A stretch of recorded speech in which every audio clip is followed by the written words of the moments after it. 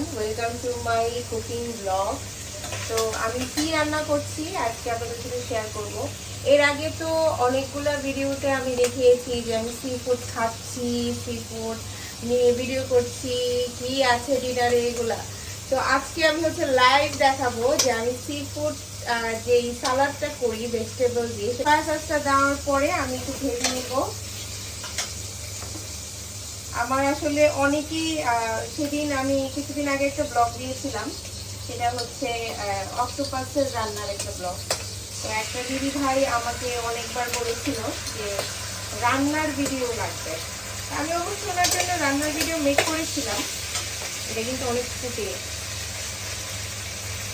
যেহেতু সামুদ্রিক জিনিস কিন্তু আমাদের মানে একদম হেলথের জন্য খুবই বেনিফিশিয়াল, খুবই বেনিফিশিয়াল। যার কারণে কি আমি হচ্ছে চাই আমার বাসায় এরকম সি ফুড আইটেম, তারপর হচ্ছে সি ফুড যে অক্টোপাস, সি ফুড ধরনের যত মাছ টাছ সব কিছু আমরা একটু বেশি বেশি খাই। কারণ ওটা তো ওমেগা ফ্যাটি অ্যাসিড আছে, সেটা আমরা জানি, যেটা আমাদের শরীরের জন্য খুবই দরকার। তো এই যে এখানে ব্রকলি নিয়ে নিয়েছি, ব্রকলিগুলো যদিও 2 দিন আগে আনা হয়েছিল, খাওয়া হয়নি, একটু লাল লাল হয়ে গেছে, একটু গ্রিন থাকলে আরো বেশি ভালো লাগে। তো যাই হোক, ফেলে তো আর দেওয়া যাবে না। আর এখানে হচ্ছে আমি কিছু বিনস, তারপরে গাজর আর কয়েকটা ক্যাপসিকাম একসাথে কেটে রেখে দিয়েছি। বাবা অনেক থাকতেছে।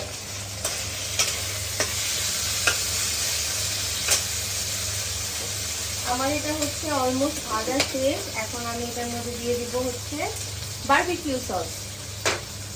কারণ আজকে হচ্ছে বারবিকিউ সস দেবো। এমনিতে আমি বারবিকিউ সসটা দিই না, কিন্তু আজকে একটু ঝাল ঝাল, একটু মিষ্টি মিষ্টি, একটু বারবিকিউ ফ্লেভার খেতে ইচ্ছে করছিল, যার কারণে হচ্ছে আমি আজকে বারবিকিউ সসটা প্রথম দিচ্ছি। এর আগে চিকেনে দেই, কিন্তু এই সি ফুড আইটেমে ফার্স্ট দিচ্ছি। তো দিয়ে দিলাম বারবিকিউ সস।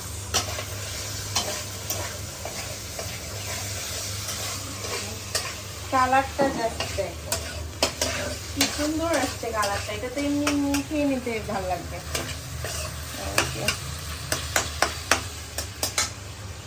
এবার আমি এর মধ্যে একটু আদা বাটা অ্যাড করব, সামান্য একটু ঝাঁজের জন্য জাস্ট একটু আদা বাটা অ্যাড করব, দিয়ে এটা মিক্স করবো। আদাটা আমি পরে দিই কেন, দেখা গেছে যে অনেক সময় আদাটা আগে দিলে ফ্লেভারটা নষ্ট হয়ে যায়, তারপর হচ্ছে জ্বলে যায়, প্যানের মধ্যে লেগে যায়, যার কারণে আমি আদাটা রান্নার মাঝখানে দিই।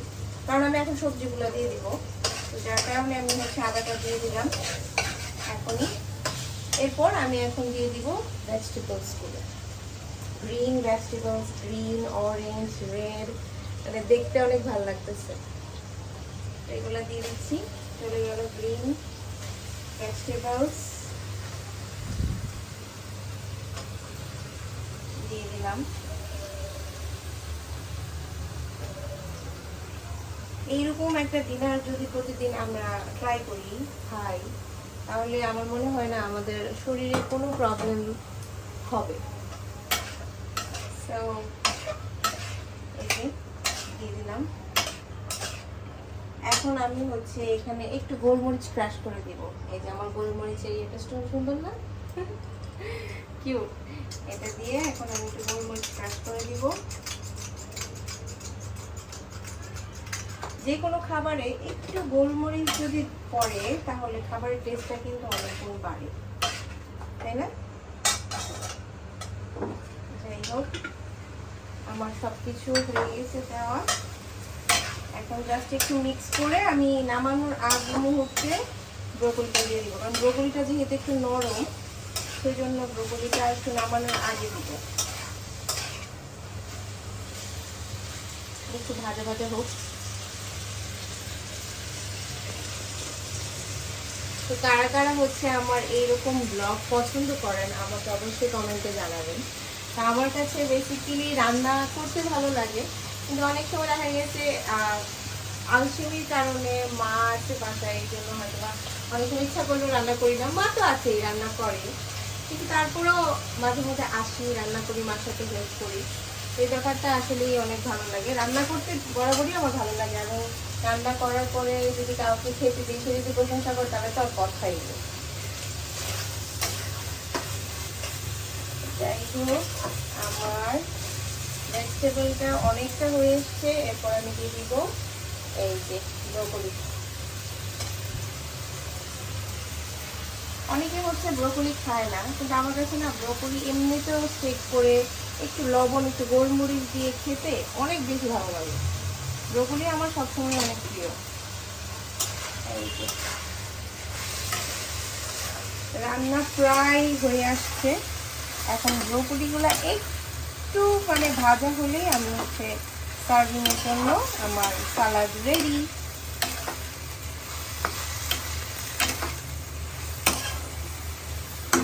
তো আমি একটু পরে সার্ভ করে তোমাদেরকে দেখাচ্ছি। দাদা,